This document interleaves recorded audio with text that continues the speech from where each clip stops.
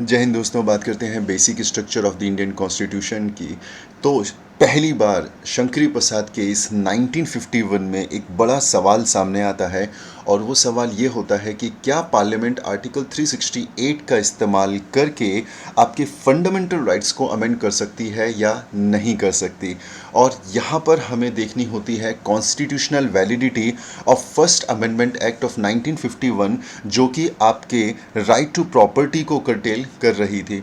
Supreme court का क्या इसमें ऑब्जर्वेशन होता है, क्या जजमेंट होता है? सुप्रीम कोर्ट ये कहता है कि parliament has the power to amend the constitution, और इसीलिए पार्लियामेंट आर्टिकल 368 का इस्तेमाल करके फंडामेंटल राइट्स को भी अमेंड कर सकती है। और यहाँ पर एक और ऑब्जर्वेशन रहता है सुप्रीम कोर्ट का, और वो ये कि जो लॉ शब्द मेंशन है आर्टिकल 13 में, ये केवल और केवल ऑर्डिनरी लॉज को शामिल करता है, और इसमें कॉन्स्टिट्यूशनल अमेंडमेंट एक्ट्स नहीं शामिल होते हैं।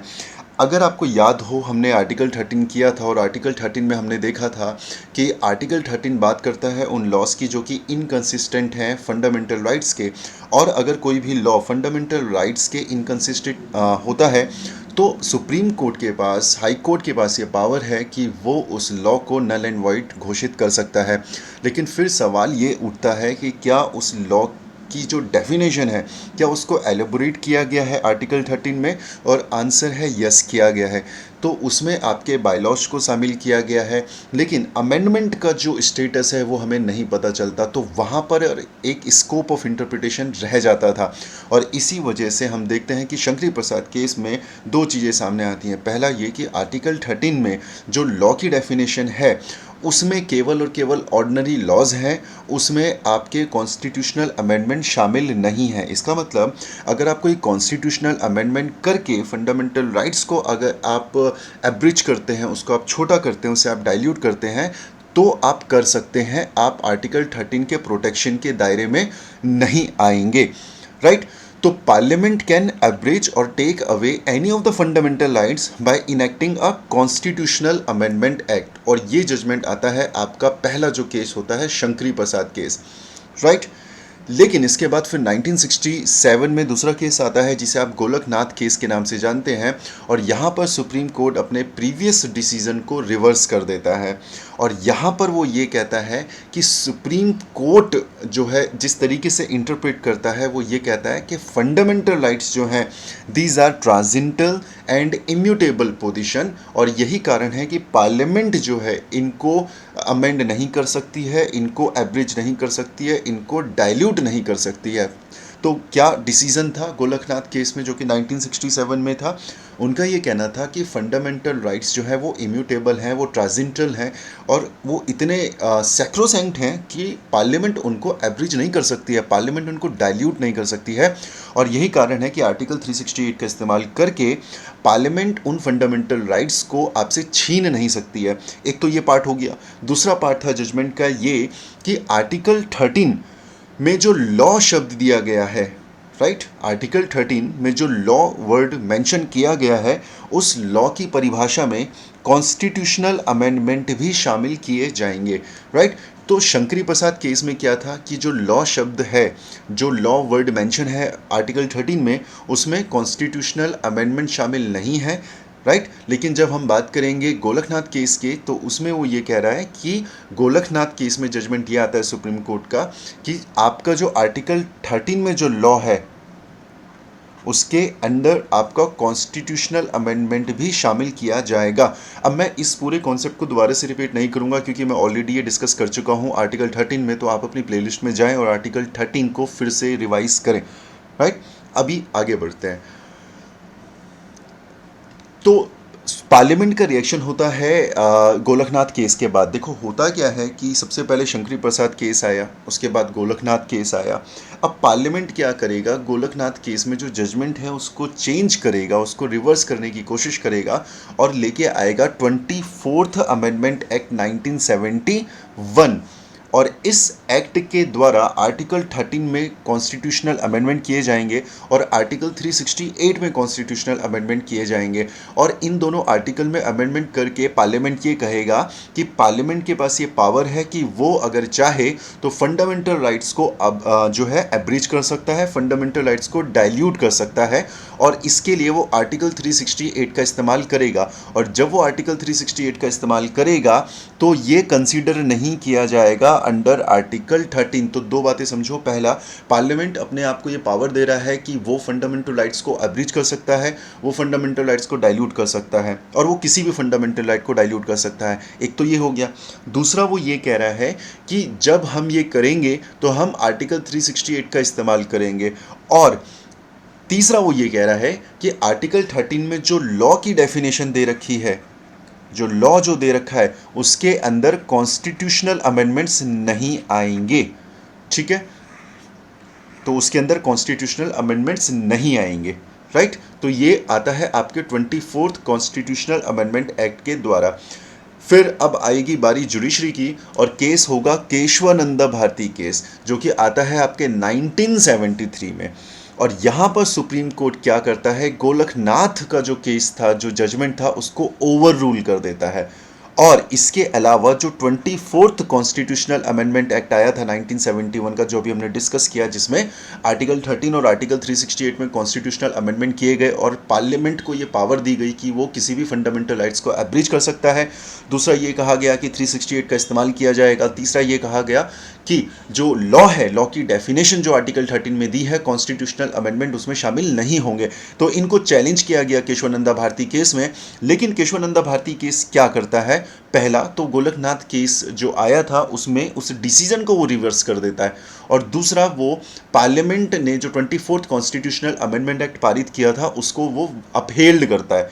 राइट, तो क्या कहता है आपका केशवानंदा भारती केस में सुप्रीम कोर्ट, वो ये कहता है कि पार्लियामेंट के पास ये पावर है, parliament is empowered to abridge और take away any of the fundamental right. ये जजमेंट होता है केशवानंदा भारती केस में कि पार्लियामेंट के पास ये पूरी शक्ति है, पूरी ताकत है कि वो अगर किसी फंडामेंटल राइट को एब्रिज करना चाहती है तो वो आराम से कर सकती है। राइट, लेकिन इसके साथ साथ एक और काम होता है। केशवानंदा भारती केस वो पहला केस था, वो पहला जजमेंट था जब हमें बेसिक स्ट्रक्चर का डॉक्ट्रिन मिलता है, the doctrine of basic structure.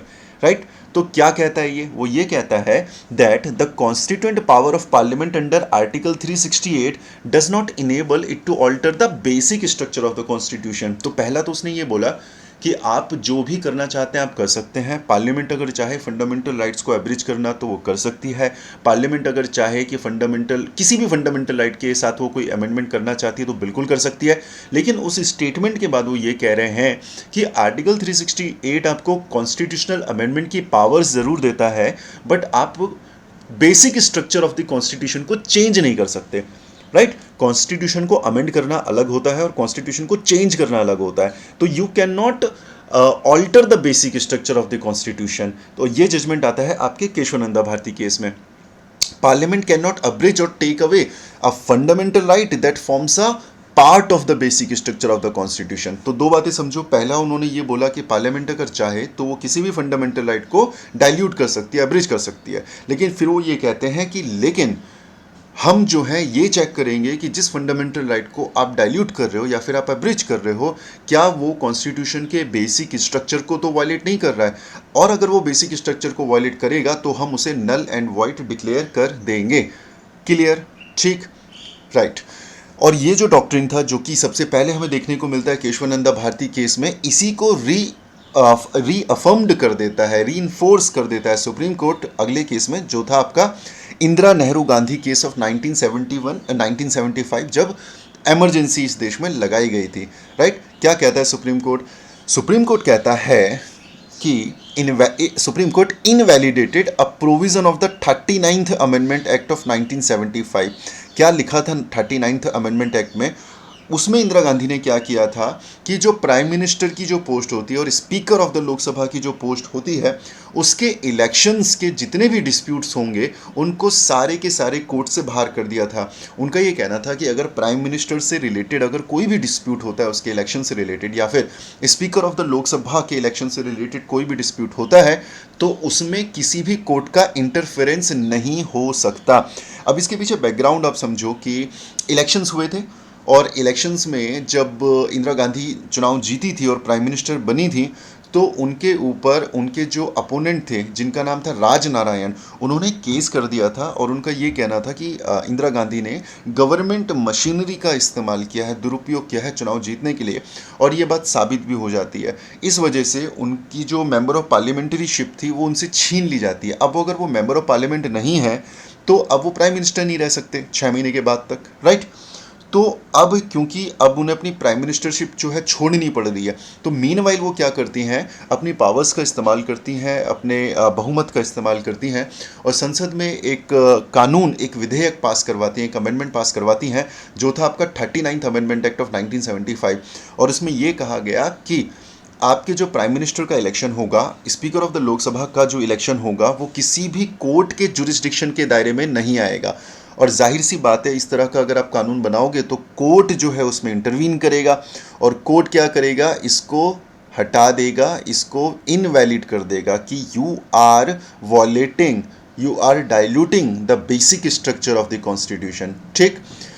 उसके बाद क्या होता है, पार्लियामेंट फिर से रिएक्ट करता है और बेसिक स्ट्रक्चर का इस्तेमाल करता है, बार बार करता है, अब तक कर रहा है, राइट। और इस पार्लियामेंट जो है वायलेट कर रहा है बेसिक स्ट्रक्चर को, बेसिकली सुप्रीम कोर्ट उसको प्रोटेक्ट कर रहा है, पार्लियामेंट उसको वायलेट कर रहा है। और पार्लियामेंट कैसे वायलेट करेगा, कानून बनाएगा, और फिर पार्लियामेंट कानून बनाता है 42nd अमेंडमेंट एक्ट ऑफ 1976। ये मिनी कॉन्स्टिट्यूशन भी इसे कहा जाता है। बहुत कुछ बदल दिया जाता है 42वें संविधान संशोधन के द्वारा, right. It is also known as mini constitution. तो 42वां संविधान संशोधन आता है 1976 में, और इसमें आर्टिकल 368 को अमेंड कर दिया जाता है, और उसमें यह कहा जाता है कि there is no limitation on the constituent power of parliament. Parliament की जो संविधान को बदलने की शक्ति है उसमें किसी भी तरह की कोई लिमिट नहीं है, और पार्लियामेंट किसी भी चीज़ को जो है किसी भी प्रावधान को अमेंड कर सकती है, और उसको आप चैलेंज नहीं कर सकते किसी भी कोर्ट में। तो ये अमेंडमेंट किया जाता है 42nd अमेंडमेंट एक्ट के द्वारा, और आर्टिकल 368 में ही आपको चेंजेस कर दिए जाते हैं। लेकिन जाहिर सी बात है, अब दोबारा से सुप्रीम कोर्ट इंटरवीन करेगा, और सुप्रीम कोर्ट इंटरवीन करता है मिनर्वा मिल केस 1980 में, और यहाँ पे वो 42nd कॉन्स्टिट्यूशनल अमेंडमेंट एक्ट में जो प्रावधान था उसको इनवैलिड डिक्लेयर कर देता है, और वो ये कहता है कि जुडिशियल रिव्यू जो है वो बेसिक फीचर है आपके कॉन्स्टिट्यूशन का, आप उसको छीन नहीं सकते, राइट। और इसी डॉक्ट्रिन का इस्तेमाल करते हुए 42nd जो कॉन्स्टिट्यूशनल अमेंडमेंट एक्ट का जो प्रावधान था, जिसमें ये कहा गया था कि पार्लियामेंट कुछ भी कर सकता है, कुछ भी चेंज कर सकता है, और उसका जुडिशियल रिव्यू नहीं होगा, उसे चेंज कर दिया जाता है। Since the constitution had conferred limited amending powers on the parliament cannot under the exercise of that limited power enlarge that very power to an absolute power.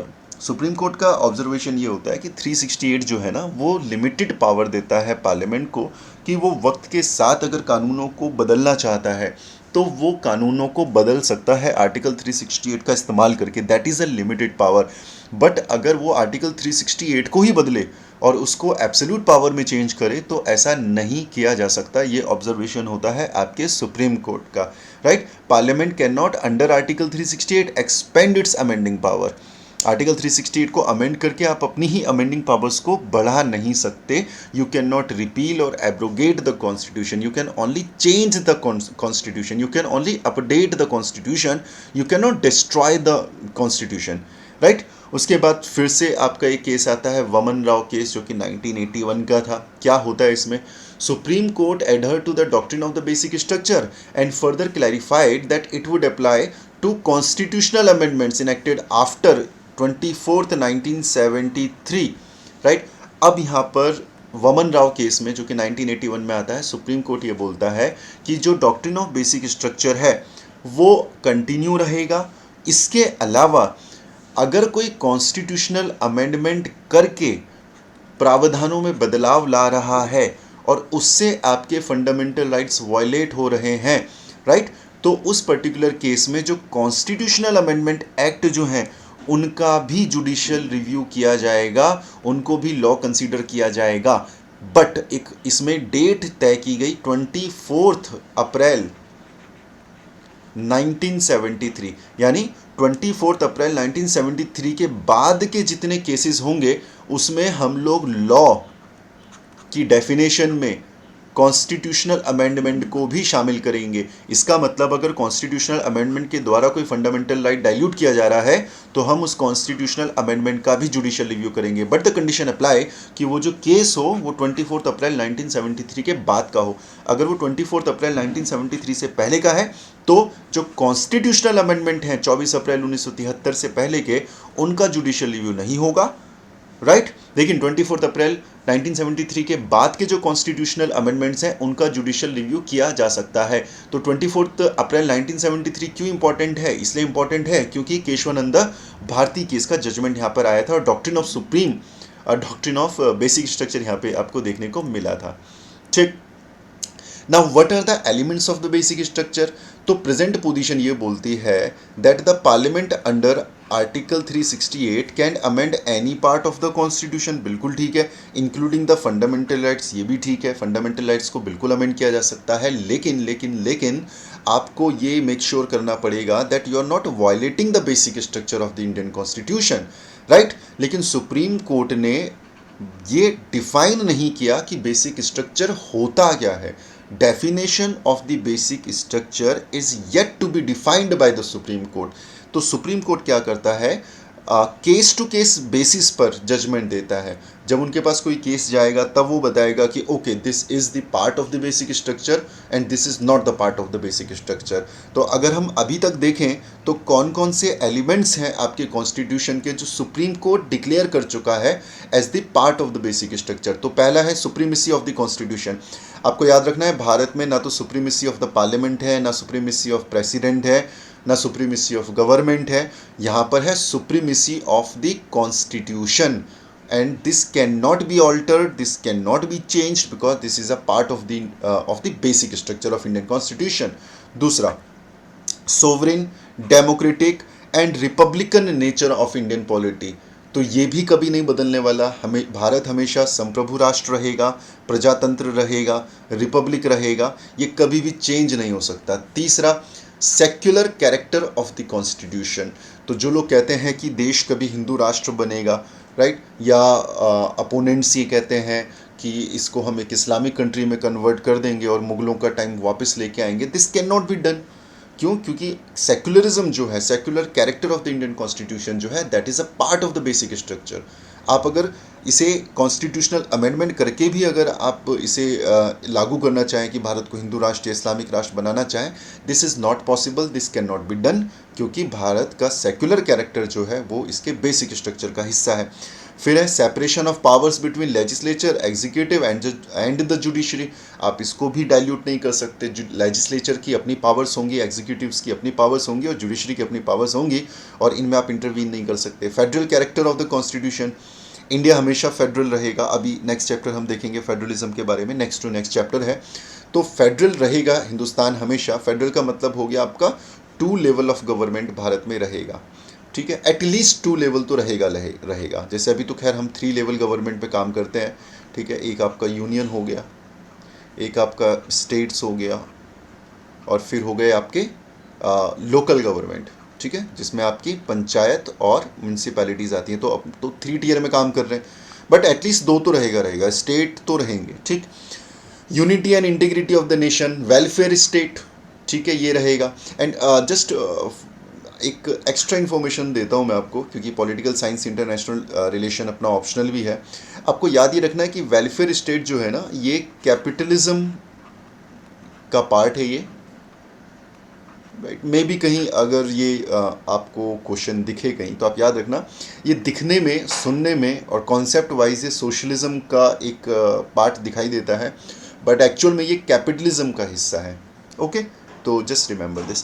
Judicial review, freedom and dignity of the individual, parliamentary system, rule of law, harmony and balance between fundamental rights and directive principles, principle of equality, free and fair elections, independence of judiciary, limited power of parliament, effective access to justice, principles underlying fundamental rights, power of the supreme court under article 32 की जो power है, 136 की power है, 141 and 142। फिर है powers of the high court under article 226 and 227, right, जो आपके पास writ issue करने की जो पावर है हाई कोर्ट के पास 226। तो ये सब क्या है, ये सब आपके बेसिक स्ट्रक्चर का पार्ट है। ओके, सो यहाँ पे कुछ पर्टिकुलर केसेस दिए गए हैं, कुछ फेमस केसेस हैं जहाँ से हमको ये सारे एलिमेंट्स मिलते हैं। जैसे पहला है आपका Kesavananda Bharati case, it is also known as fundamental right case भी इसे कहा जाता है। तो इस केस से ही हमको पता चलता है कि supremacy of the constitution basic structure है, सेपरेशन ऑफ द पावर जो है वो बेसिक स्ट्रक्चर है, republic and democratic form of government basic structure है, इंडिया का जो सेक्युलर कैरेक्टर है कॉन्स्टिट्यूशन का वो बेसिक स्ट्रक्चर है, federal character, sovereignty, freedom and dignity of the individual, mandate to build a welfare state, parliamentary system. देखो आज तक ये क्वेश्चन कभी पूछे नहीं गए हैं, आपसे नहीं पूछेगा कि किस केस से हमें कौन कौन से एलिमेंट्स देखने को मिलते हैं, बस एक टेस्ट सीरीज में देखा गया था। बट इसका ना रिटर्न ऑन इन्वेस्टमेंट बहुत ज़ीरो है कि आप इतना सारा रट लें और उसके बाद अगर एक क्वेश्चन आ भी जाता है, लाइक 3-4 साल में एक क्वेश्चन बनेगा, तो बहुत ज़्यादा ज़रूरी नहीं है। आपको सिर्फ याद क्या करना है, आपको याद ये करना है कि एलिमेंट्स ऑफ बेसिक स्ट्रक्चर कौन कौन से हैं। आप केसेस याद नहीं रखेंगे, राइट। तो इंदिरा नेहरू गांधी केस, जिसको हम इलेक्शन केस के नाम से भी जानते हैं, तो sovereign democratic republic, equality of status, secularism and freedom of conscience and religion, government of laws and not of man, यानी रूल ऑफ लॉ, ये कहाँ से आया है? ये इंदिरा गांधी केस से आया है। जुडिशियल रिव्यू बेसिक स्ट्रक्चर है, ये कहाँ से आया? इंदिरा गांधी केस से आया, right. Free and fair elections, ये आप याद रखना क्योंकि इलेक्शन केस के नाम से ही जाना जाता है। हाँ, इस तरह की क्वेश्चन आपके बन सकते हैं। जैसे Kesavananda Bharati case important case है क्योंकि फंडामेंटल राइट केस भी उसे कहा जाता है। इंदिरा गांधी केस इंपॉर्टेंट है क्योंकि उसका जो ग्राउंड था दैट वाज इलेक्शन, राइट। तो फ्री एंड फेयर इलेक्शंस जो हैं, तो यहाँ से आप थोड़ा सा कनेक्ट कर सकते हो। तो ये क्वेश्चन इस तरीके से अगर बन सकते हैं तो बनने के चांसेस हैं, राइट, क्योंकि एक लिंक है इन सारे केसेस में। फिर मिनर्वा मिल केसेस है आपका 1990 का, राइट। तो इसमें कहता है कि पार्लियामेंट की जो पावर है कॉन्स्टिट्यूशनल अमेंडमेंट की वो काफ़ी लिमिटेड है, जुडिशियल रिव्यू को इसमें रीइंफोर्स किया जाता है, राइट। उसके बाद ये सारे केस आपके नहीं इंपॉर्टेंट हैं कुछ खास। Bhim Singh ji case welfare state के बारे में बात करता है।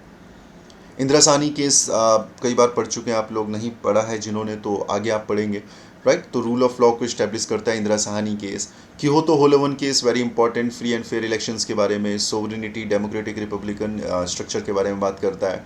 Then this is very important, SR Bommai case, ये बात करता है फेडरलिज्म जो है ये एलिमेंट ऑफ बेसिक स्ट्रक्चर है, secularism element of basic structure है, democracy element of basic structure है, राइट। एसआर बोमई केस तो आपको कई बार मिलेगा मेंस आंसर राइटिंग के लिए, ठीक है। सोशल जस्टिस भी आपको बोमई केस में मिलता है, जुडिशियल रिव्यू भी आपको बोमई केस में मिलता है। Then you have Nagaraj case, reservation से रिलेटेड है, रिजर्वेशन इन प्रमोशन, और यहाँ पे प्रिंसिपल ऑफ इक्वालिटी के बारे में बात होती है। आईआर कोलो केस अभी हमने कुछ दिन पहले डिस्कस भी किया था, रूल ऑफ लॉ के बारे में बात होती है, सेपरेशन ऑफ पावर्स के बारे में बात होती है, और जुडिशियल रिव्यू के बारे में बात होती है, राइट। फिर Ram Jethmalani case, not that important, Amit Sharma, not that important, right. So this is it about basic structure I guess, yes this is more than enough. और यहाँ से आपको मेंस में काफ़ी सारे क्वेश्चंस देखने को मिलेंगे। प्री में आपको एलिमेंट्स हो सकता है, elements of basic structure question बन सकता है आपका, राइट। तो इसको 2 से 3 बार आप देखिएगा, पढ़िएगा, अपनी लक्ष्मीकांत में हाईलाइट करिएगा, एंड जितना रिवाइज करेंगे उतने लंबे समय तक सस्टेन कर पाएंगे। And mark my word, this is very important. Doctrine of basic structure जो है ना, ये आपको इंटरव्यू में ज़्यादा चांसेस हैं और मेंस में ज़्यादा चांसेस हैं। नहीं तो ऐसे राइटिंग में तो आप इसको कहीं ना कहीं एक पैराग्राफ तो आप इसको डेडिकेट कर ही सकते हो अगर आपका कॉन्स्टिट्यूशन से रिलेटेड कोई क्वेश्चन बनता है आपका, राइट, या डेमोक्रेसी से रिलेटेड या फंडामेंटल राइट से रिलेटेड क्वेश्चन बनता है। तो छोटा सा चैप्टर है, केस इंपॉर्टेंट है इसमें, केस आपको याद रखने हैं, शंकरी प्रसाद याद रखना है, गोलकनाथ याद रखना है, केशवानंद याद रखना है, इंदिरा गांधी केस याद रखना है, राइट, मिनर्वा मिल केस याद रखना है। बस अगर आपको ये केसेस और इनके जजमेंट याद है और आप इनके बीच में एक लिंक बिठा सकते हैं तो आप इजीली इस चैप्टर को टैकल कर पाएंगे। एक पेपर ले लेना, ब्लैंक पेपर, और उसमें आप एक फ्लो चार्ट बना सकते हैं जिसमें आप केसेस के नाम लिखेंगे और उसके 2-3 जो इंपॉर्टेंट जजमेंट हैं या 2-3 इंपॉर्टेंट फीचर हैं आप उनको लिखें, right, then only you will be able to connect all the cases, right. चलो, और बीच में, हाँ, उसके बीच में जब आप फ्लो चार्ट बनाएंगे तो उसके बीच में आप मेंशन कर सकते हैं जो कॉन्स्टिट्यूशनल अमेंडमेंट किया था। जैसे शंकरी प्रसाद जो था, फर्स्ट कॉन्स्टिट्यूशनल अमेंडमेंट एक्ट हुआ था सबसे पहले, फिर शंकरी प्रसाद आया, राइट। तो इस तरीके से आप कनेक्ट कर सकते हैं। इंदिरा गांधी केस के टाइम पर फिर 24th कॉन्स्टिट्यूशनल अमेंडमेंट एक्ट आता है, बाद में फिर 42nd आता है। तो इस तरीके से स्मार्ट नोट्स आप तैयार करें। चलिए, thank you so much, God bless you.